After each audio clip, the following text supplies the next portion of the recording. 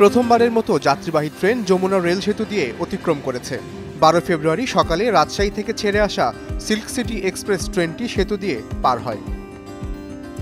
এই রেল সেতু দিয়ে এখন থেকে নিয়মিত ট্রেন চলাচল করবে বলে জানিয়েছেন যমুনা রেল সেতু নির্মাণ প্রকল্পের পরিচালক। তিনি জানান, এই রেল সেতুতে দুটি লাইন আছে। প্রথম পর্যায়ে একটি লাইন দিয়েই উভয় দিকে ট্রেন চলাচল শুরু হলেও 18 মার্চ রেল সেতুটির আনুষ্ঠানিক উদ্বোধনের পর দুটি লাইনেই ট্রেন চলাচল শুরু হবে।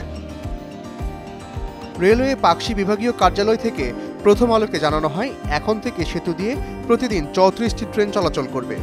এ সংখ্যা পরে আরও বাড়তে পারে। 2020 সালের 29 নভেম্বর রেল সেতুটির নির্মাণ কাজের ভিত্তিপ্রস্তর স্থাপন করা হয়।